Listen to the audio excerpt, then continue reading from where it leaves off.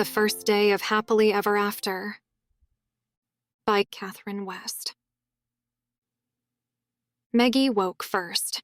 It took her a moment to realize where she was since she'd apparently slept in yet another different bed last night. Her lips curved into a small, secret smile.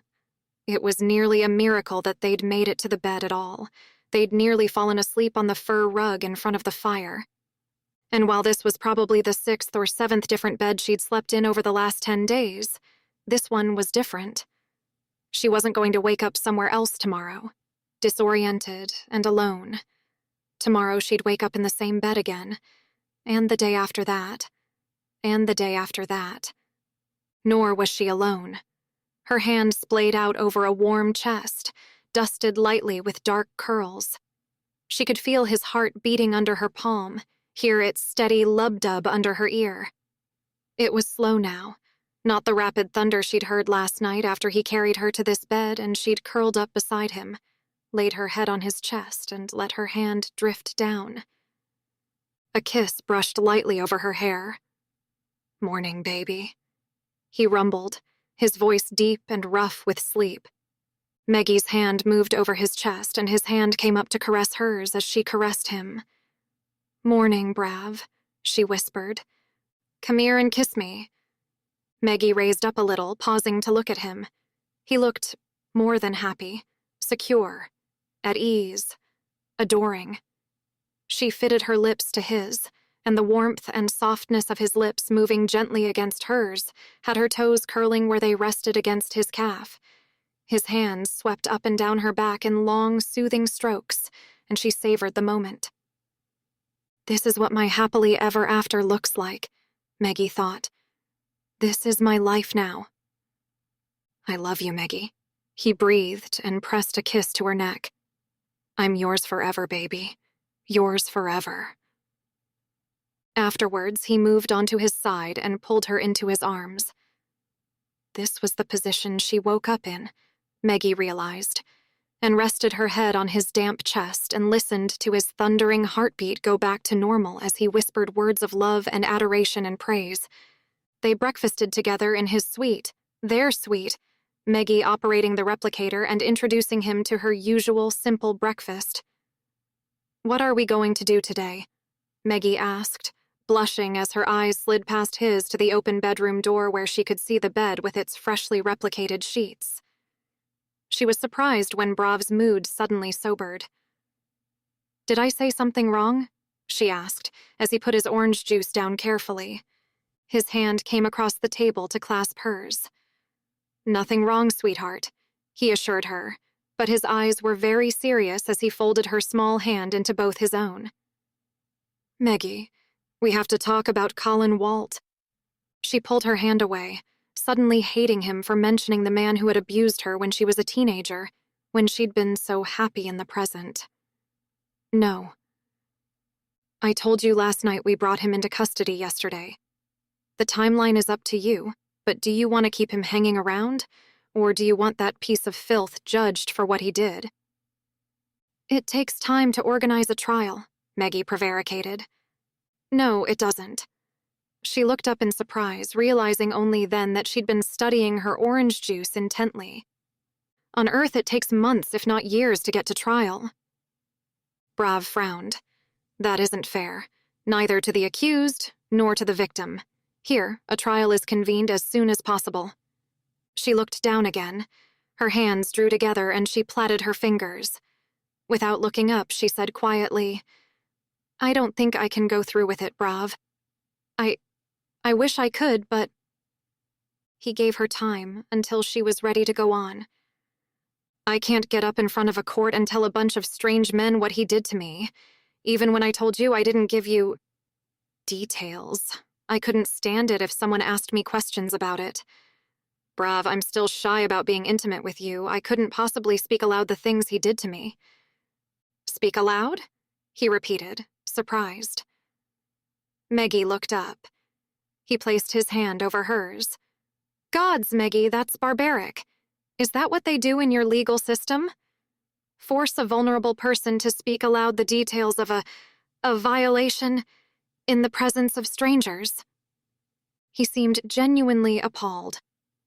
"Well, of course," Meggie replied. "How else could the court know what happened?" Brav's face twisted in compassion. "In our trials, Meggie, we use telepaths. A panel of 3 called the Tria Memoriae examines the memories of both victim and accused and pass judgment. Then the victim chooses the sentence." 3 strangers messing with my memories? Meggie wasn't sure it was any better than standing up in a court and speaking her trauma out loud. "They are professionals. Although they access your memories, it doesn't bring the memories up again. In fact, if you wish, they can blunt or bury the memories." "But they'll know everything." "After the trial, the Tria Memoriae wipe each other's memory of the crimes committed. Carrying those memories would be traumatic to them, too." His hand slid softly over hers. "I'm here for you, sweetheart, whatever you want to do." Meggie was silent a long moment. "Can I think about it?" Brav lifted her fingers to his mouth for a kiss. "Take all the time you need, baby." She wanted to put it out of her mind, to go back to the lazy, loving mood she'd been in earlier, but it was impossible. Her hands shook as she ate her cereal, having to chew and chew and chew each mouthful and swallow past a painfully dry throat. She gave up before she was more than a third of the way through, and the cereal was a soggy mess in the pool of milk. Eventually, she stood up and gathered her bowl and Brav's as he watched her with worried eyes. "Here, let me clean up," she ordered briskly. He let her have the bowl, but stood and gathered the half-empty glasses from the table. "Meggie." "Stop interfering and let me clean the table," Meggie snapped, barely more than an hour into her happily ever after, and she was ready to start their first fight. She looked around the suite. It wasn't until she was already standing with the bowls in her hands that she realized she didn't know what to do next. She recognized the space in the wall where the replicator was, but nothing else. Brav's suite was only designed for one, and everything tucked away neatly when not in use. Meggie knew enough by now to recognize the squiggles etched into the walls were writing, but she couldn't read them. She'd already gotten into difficulties more than once being unable to read their written language, and frustration was building in her rapidly. "Where in God's name am I supposed to put the dishes?" She slammed them back down onto the table. "What am I supposed to do here when I can't even clear the table because I can't read?" Tears stung her eyes, sudden and fierce, and the next thing she knew, she was weeping. She raised her hands to cover her face and stood there beside the table crying. How many times had she fought tears back like this, helpless and alone and hurting? Brav's hands were there, circling her wrists and pulling her hands away from her face. He put her hands around his neck and enfolded her in a warm embrace. She really broke down then, sobbing her heart out into his shirt. When her legs buckled, he swept her into his arms and carried her to the sofa. He sat down, held her in his lap, and cradled her there while she cried. As she cried, she apologized for everything she could think of. "I'm so sorry, Brav.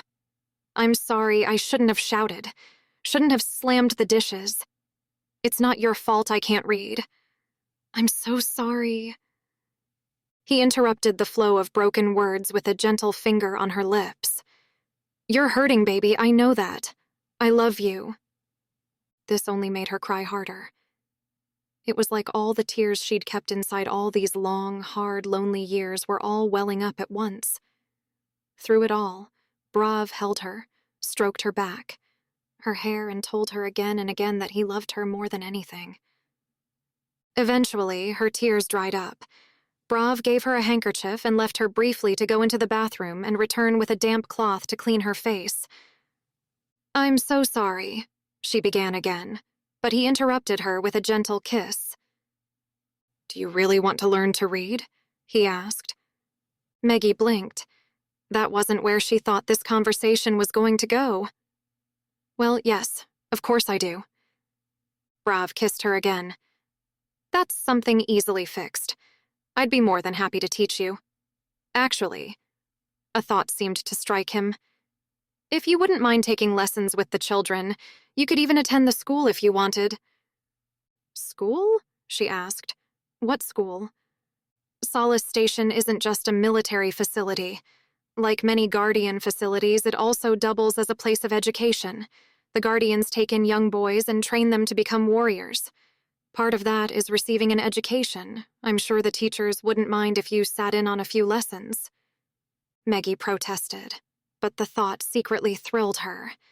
She'd always enjoyed looking after children, and she was both eager to learn how to read and see how the Guardians educated their young. An hour later, Brav was introducing her to the teacher of the preliminary class. "Commander Sailor, this is my mate Meggie Croft." "My mate," Meggie noted, and felt the same warm rush inside her she could hear in Brav's voice. Commander Sailor bowed, and that was how Meggie enrolled in kindergarten. She felt like an absolute boss when she was the only student in class who knew how to hold a pen, even though all the others were no more than 5 years old. She crouched down and helped a little boy struggling to arrange his fingers around the pencil, patiently helping him get into position. She startled a little when a piping voice sounded in her ear. "What's your name?" Meggie," she replied. The kid had crept up on her, and it was a little unnerving. "Why are you so old?" "That's what happens when you're 28, she retorted. "It'd be pretty silly if I was my age and still looked as young as you." At the other end of the room, Commander Sailor snorted back a laugh and got to his feet. "Back to your seat, Terranor. How many times do I have to tell you to stay in your seat?" "Lots," Terranor admitted honestly, casting a longing look back at Meggie as he trudged back to his place. He wasn't in his seat for more than 5 minutes before he was back beside Meggie, and that reminded her of Teresa as a child so much that she started to really pay attention. "This is my favorite color," he informed her, handing her a yellow crayon. "It's like the yellow in your hair. How come your hair is 2 different colors?" The next thing she knew, he reached out and touched a lock of her hair where the brown changed to gold at the tips. "Terranor!" the teacher cried, appalled. "You should never touch another person without their permission." While Meggie agreed, she also watched the reproof hit the little boy hard. He snatched his hand back, and tears filled his eyes. "I'm sorry," he cried, reflexively. Meggie smiled at him gently. She reached up and separated a lock of hair from the rest and brought it over her shoulder. "Hey, Terranor," she said. "I give you permission. Do you want me to tell you why my hair is in 2 colors?" The tears were still big in his eyes, and he didn't dare put his hand out again, but he nodded. "My hair used to be dark brown all over, just like yours. In my family, though, something special happens when we grow up. When we become who we're meant to be, we change.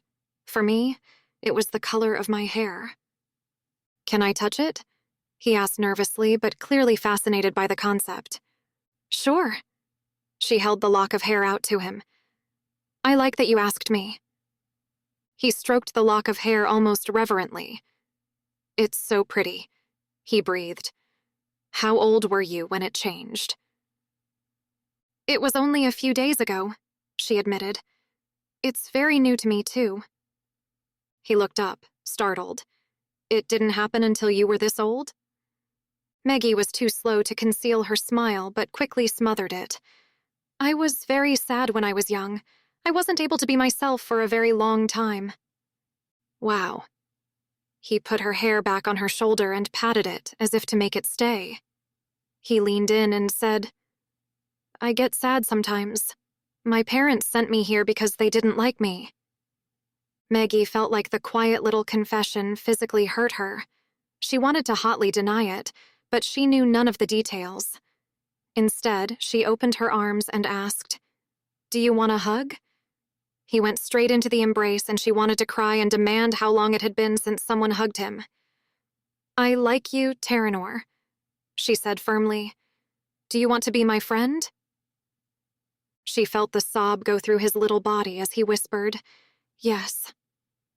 Teresa had been his age when Meggie first took over her care, and she was willing to bet that Terranor had more in common with her neurodivergent sister than that.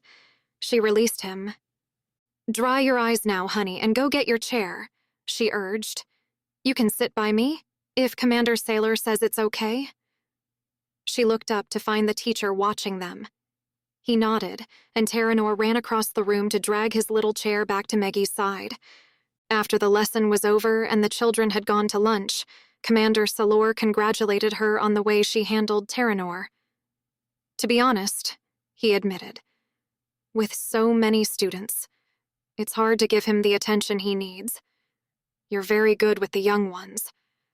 I don't suppose you've ever considered becoming a teacher. Meggie swallowed hard. It was what she'd dreamed of, before she had to go out to work, before Colin Walt showed her she had no power over her destiny. She had to hold back tears as she promised to come back to help out tomorrow, on Commander Salor's assurance that they would pay her a fair wage, of course.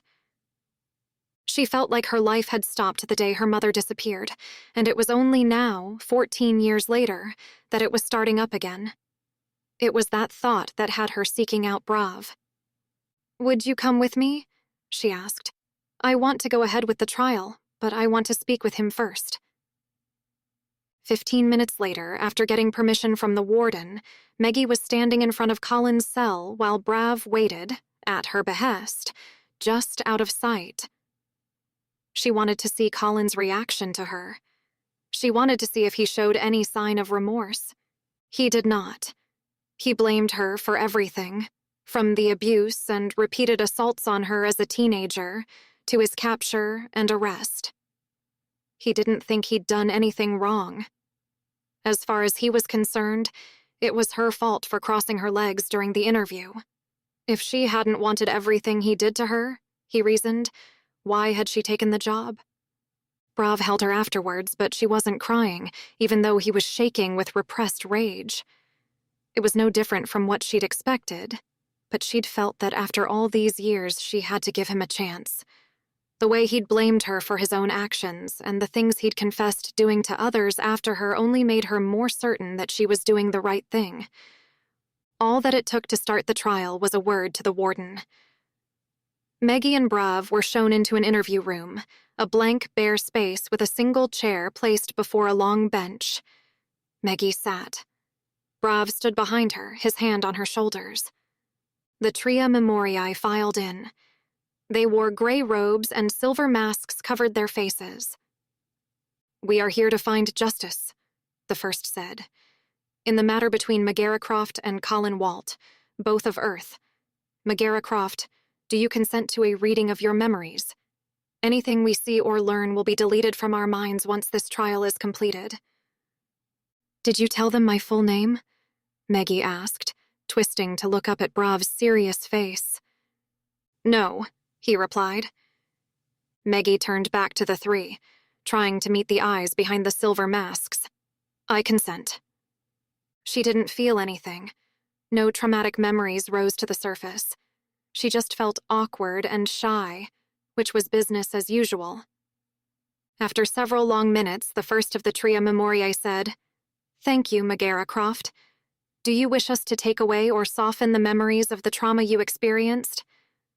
She wanted to be brave, to stick her chin out and assert that she could deal with it just fine. But that wasn't the truth. The truth was, those memories hurt, and they hurt every day. "I don't want to completely forget," she said eventually, "but can you make it so it doesn't hurt so much?" The three bowed, and suddenly Meggie felt lighter. She hadn't realized how much of her pain she'd carried with her, all the time. "Please wait in the next chamber," the first said, gesturing to a door on Meggie's left. "We will now hear testimony from Colin Walt."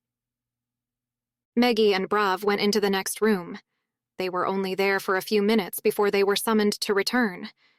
Colin wasn't there. He must have been led in and out again without their even seeing him. The first of the Tria Memoriae spoke.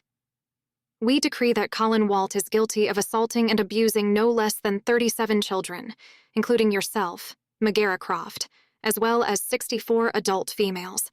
There is no chance of rehabilitation. We recommend a sentence of death. Do you concur?" Meggie was shaking. 37 children? 37? She'd had no idea it was so bad. And suddenly, She felt a surge of anger because she'd spent so long telling herself that what he'd done to her didn't matter when she deserved justice the same as every other person he'd hurt. "I concur," she said clearly. The tria memoriae all nodded. "Do you wish to carry out the sentence yourself?" Meggie quailed. "No," she admitted. "Commander Brav, as Megara's mate, do you wish to carry out the sentence yourself?" Meggie was shocked when he answered firmly. "Yes." "What?" she asked. "Brav, are you sure?" "I'm sure." His face was set. "He hurt you, Meggie, when you were just a child. This is something I need to do." She wasn't as horrified as she thought she'd be.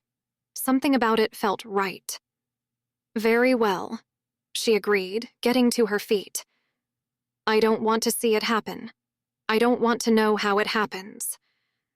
I'm going to go back to our suite. Come back to me when it's over." Brav bent to press a kiss to her brow, his hands cupping her narrow shoulders. "I won't be long, sweetheart." Brav. The door closed behind Brav, and now it was just him and Colin in the clean, empty little room. Brav saw the fear on the filthy little man's face and found himself completely unmoved by it. He felt like a machine performing a necessary mechanical task. He'd thought he would be overcome by rage, by bloodlust. But this pathetic worm wasn't even worth that dark passion. This was justice. "Do you know what you did?" Brav asked. "She barely put up a fight." "She was 14 years old. She was frightened." His voice dropped to a menacing growl. "You frightened my mate." "She looked older, man," Colin whimpered, backing away. Brav didn't bother to follow. When the time came for him to break the man, he would advance, and not before. "You manipulated her, you coerced her, you hurt her." Colin sneered, and that was it. That was the end of it. Brav unleashed himself. He left the room shortly afterwards, closing the door behind him with a quiet click. He'd done what he had to do. The officers of the court checked on Colin to make sure that justice had been done and returned, satisfied. They showed Brav to a restroom where he could shower away the blood and change into a fresh uniform. Meggie was waiting for him at home. Her face was paper white, her eyes huge and dark in her pale face. Brav's heart twisted in his chest. The image of her as a hurt, frightened child came to him suddenly and tore him apart. He opened his arms and she rushed into them. He cradled her carefully, sitting on the lounge by the fire where she had been waiting for him. She was crying, her soft, thin body shaking in his arms, and Brav wished that he could go back and kill Colin all over again. He kept his hands gentle on her beautiful body, trying to show his love through the tender touch. "Is it over?" Meggie asked eventually, raising her face from his chest. Brav nodded. "It's over, sweetheart." Meggie drew in one last shuddering breath. Brav's hands came up to stroke the tears from her beautiful cheeks. "Those are the last tears I'm ever going to cry over him," she told him softly. "He's gone now. It's over. He has no place in the rest of my life." She turned her face to press a kiss into his palm, a kiss that he felt clear through to his soul. "I love you, Brav. I love you too, baby." The words were automatic, but he meant them with his whole heart. Her soft lips sought his, and he returned her kiss gently. When their lips parted, he led her to the dining area and pulled out a chair for her to sit. "Let me get you something to eat, baby girl. Want to look after my special girl tonight." Meggie raised her face to his again, and he couldn't resist another kiss. "Meggie." He wasn't covered in blood when he returned, Meggie registered. She was glad of that. She'd always thought she'd throw a party when Colin Walt got what he deserved, but all she felt was a deep sense of justice. He was gone from her life now. That chapter was over. The page was turned. Meggie let him lead her to the table and changed the subject. "I started learning the alphabet today," she told him. There was a little boy there who reminded me so much of Teresa when she was little." She smiled. "I think I even got a job." They fell into a conversation as Brav made her dinner. He included Jordan bread, a comfort food, as part of their meal. The moment she took a bite of the bread, Meggie closed her eyes tightly. "Do you feel your mother nearby again?" Brav asked. The first time she'd eaten Jordan bread, it had reminded her strongly of the mother she'd lost at age 14. Meggie shook her head and got up from her chair. "Let me show you what I feel when I eat comfort food." She sat down in his lap and put her arms around his neck, putting her head to his chest so she could hear his heartbeat. His arms came around her to hold her tightly. "This is what comfort means to me now, being in your arms, loving you, being loved by you." His arms tightened around her and his Adam's apple bobbed up and down as he swallowed hard. "You're my comfort too, Meggie. This is what happiness is. Loving you, being loved by you."